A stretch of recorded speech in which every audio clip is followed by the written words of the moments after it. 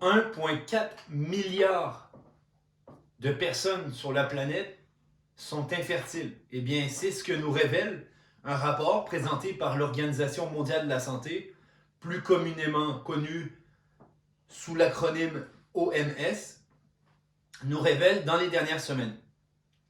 Aujourd'hui, je vais décortiquer avec vous cet article-là, ce rapport qui est tombé dernièrement, dans les 2 dernières semaines. Et le but ultime de cette vidéo est de démontrer à travers les lignes que aujourd'hui, de plus en plus, plus que jamais, nos élites et nos systèmes de santé ne veulent pas, ou du moins nous démontrent pas qu'ils veulent prendre les problèmes à la racine, les comprendre et réellement se pencher là-dessus pour pouvoir éventuellement diminuer un maximum possible ces problèmes.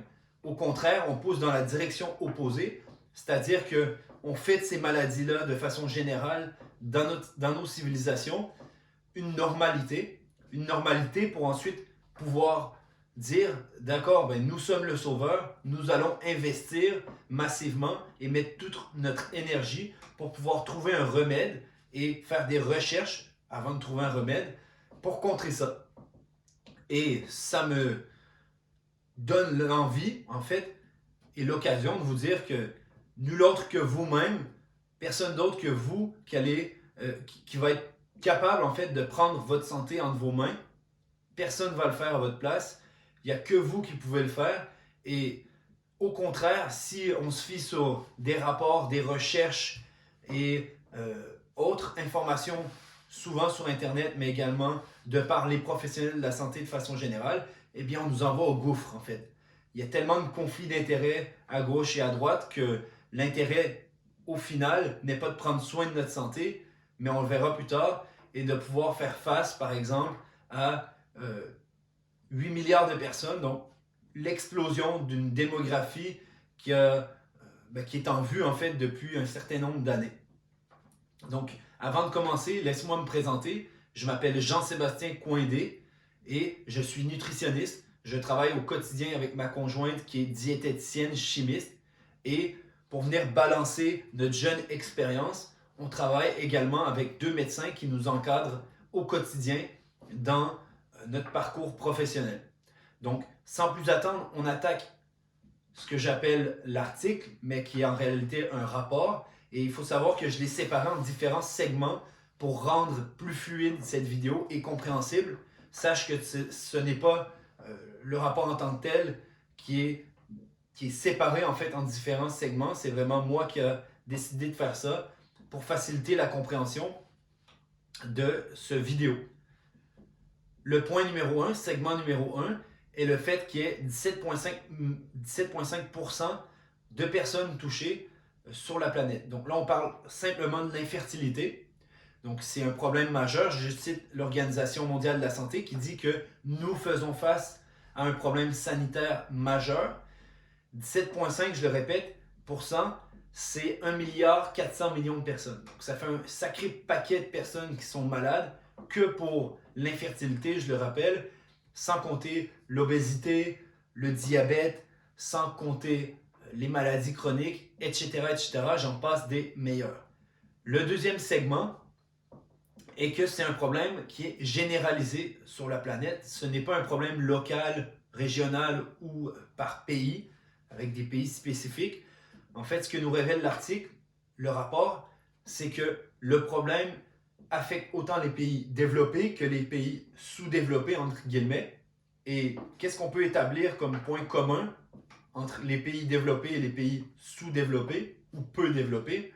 Eh bien, c'est que depuis les années 60-70, pour faire face à l'explosion démographique, eh bien, on a mis en œuvre des moyens pour pouvoir nourrir la population de cette belle planète, des moyens qui sont penchés principalement sur le fait de devoir produire en quantité et non en qualité. C'est-à-dire qu'on produit de la nourriture au détriment de notre santé, avec l'agriculture de masse, l'introduction des pesticides, l'élevage de masse, les produits transformés avec des conservateurs, les abus de sucre, de sel, bien entendu, et j'en passe des meilleurs, les plats préparés, etc., etc. Et il faut savoir que ça affecte au quotidien, non seulement sur notre santé, mais sur notre mode de vie de façon générale.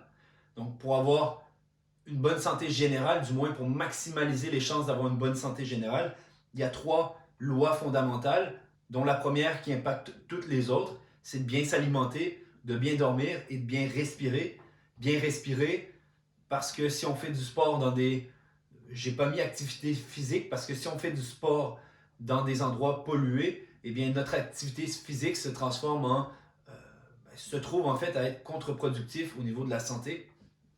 C'est pour ça que je consacre la 3e loi à l'énoncé qui est de bien respirer. Donc, ensuite, on va passer au segment numéro 3 et je vais me permettre de citer le directeur général de l'Organisation mondiale de la santé qui nous dit que le rapport est révélateur d'un fait important. L'infertilité ne fait pas de discrimination. Je continue. La proportion même de personnes touchées montre la nécessité d'élargir l'accès aux soins relatifs à la fertilité et de veiller à ce que cette question ne soit plus mise de côté dans la recherche et les politiques de santé afin que des moyens sûrs, efficaces et abordables d'atteindre la parentalité soient disponibles pour ceux qui le souhaitent. Donc là, on est clairement avec notre ami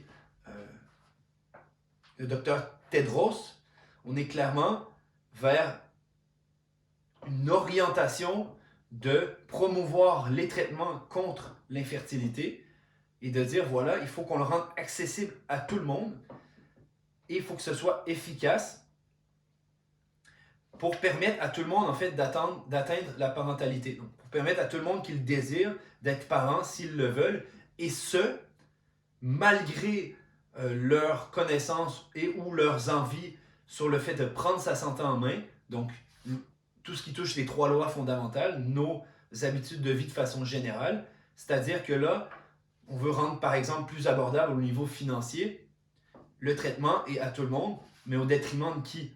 Donc, est-ce que des gens comme moi qui, au quotidien, faisons attention à notre santé, du moins faisons le maximum pour faire attention à notre santé, devraient éventuellement payer pour des gens qui, eux, en ont rien à faire de leur santé? On va le voir dans les prochaines minutes. Bref, c'est un bémol et c'est assez intriguant parce que voilà, qu'est-ce qui manque en fait? Donc, que ce soit les gens qui ne font pas attention à leur santé ou les gens qui ne le savent pas, ben, d'une façon ou d'une autre, il manque la prévention, que ce soit dans nos écoles, dans les publicités ou autres. On ne met pas l'emphase là-dessus. Bien entendu que ça dérangerait l'industrie agroalimentaire mondiale qui brasse des milliards et des milliers de milliards. Donc, ça, c'est le premier point.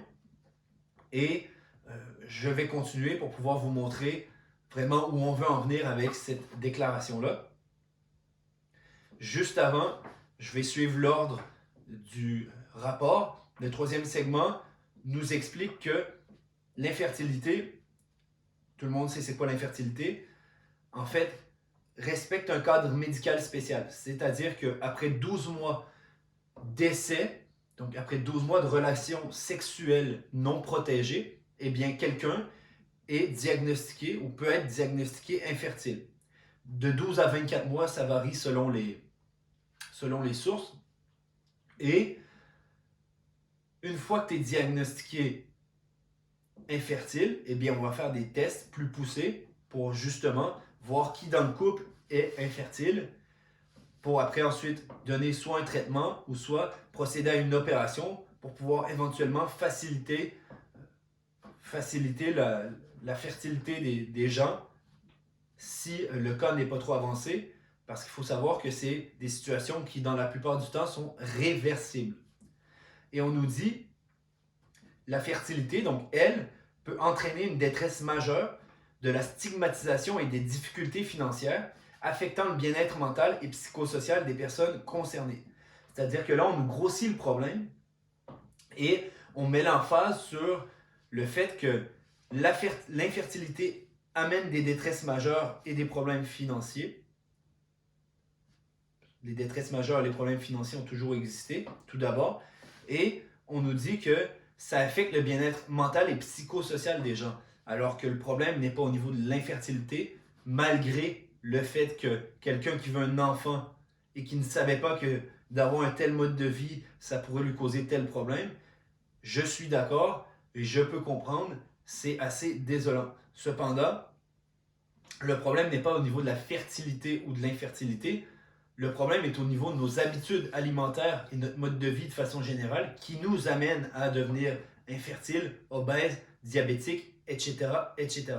Donc là, on met vraiment l'emphase sur le fait que l'infertilité fait en sorte que les gens deviennent peu stables mentalement au niveau de leur bien-être mental et psychosocial, alors que c'est totalement hypocrite de dire ça, parce que nous savons tous et toutes que notre façon de vivre, notre hygiène de façon générale affecte sur notre mental, sur notre condition physique et psychologique. Je continue. On nous dit ici, des millions de personnes sont confrontées à des coûts élevés, à des coûts de santé catastrophiques, après avoir cherché à obtenir un traitement de l'infertilité, ce qui pose une question d'équité majeure, ces personnes étant trop souvent prises dans l'engrenage de la pauvreté du fait de ces dépenses médicales. Donc là, on en revient toujours à ce problème d'équité, donc de victimiser certaines personnes. Eh bien, le problème d'équité est plutôt sur le fait que ceux qui ne prennent pas soin de leur santé, si du moins on misait tout pour faire de la prévention, eh bien ces personnes-là devraient être responsables de leur mode de vie. Et là, c'est pas ce qu'on nous montre. On nous montre que tout le monde devrait éventuellement contribuer au fait que, ou du moins contribuer pour rendre les soins de l'infertilité accessibles à tous et à toutes. Ce qui est totalement aberrant. Et je continue. De meilleures politiques et un meilleur financement public peuvent améliorer considérablement l'accès au traitement et empêcher les ménages les plus pauvres de tomber dans la pauvreté. Donc là, la cerise sur le sundae, mesdames et messieurs, de meilleures politiques et un meilleur financement public. C'est-à-dire qu'au niveau de la Sécu et au niveau de l'assurance maladie, par exemple au Québec, et tes sous et mes sous devraient pouvoir éventuellement contribuer à rendre ces traitements-là plus accessibles à tous et à toutes. Encore une fois, chacun devrait être responsable de son propre corps, oui, mais en assumant les conséquences.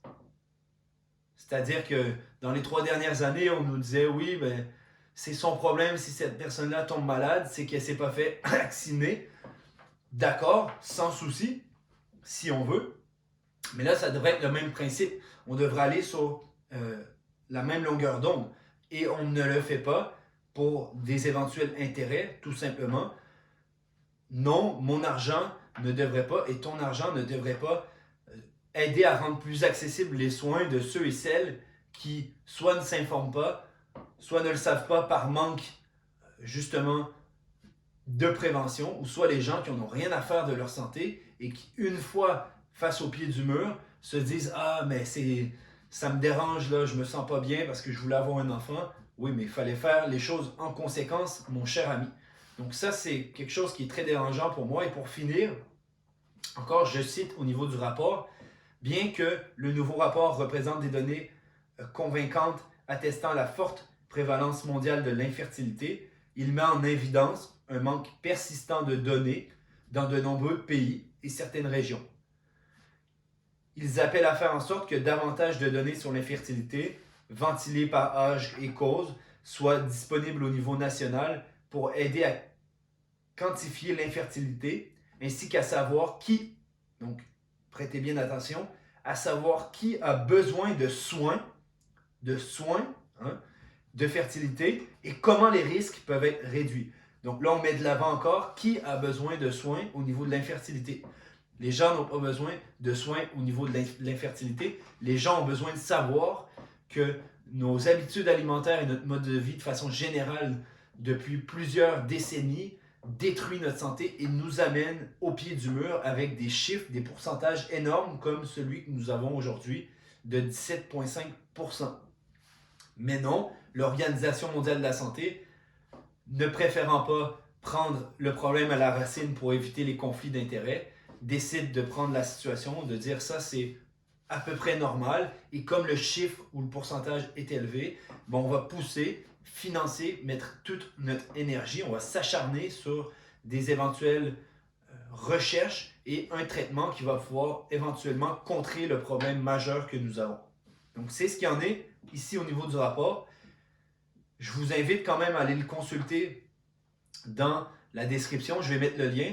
En même temps, je mettrai 2 liens supplémentaires. Donc, je mettrai un des derniers scandales qu'il y a eu en France. Donc, un rapport de l'ANSES qui dévoile que plus d'un tiers de la population, c'est le minimum, boit de l'eau contaminée aux pesticides. Un pesticide qui a été introduit sur le marché depuis les années 70 et qui est interdit d'ailleurs depuis 4-5 ans.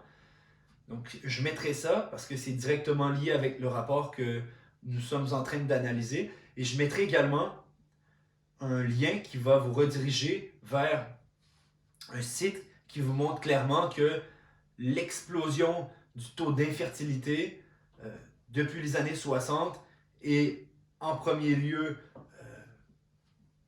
et en première position vient des États-Unis en fait.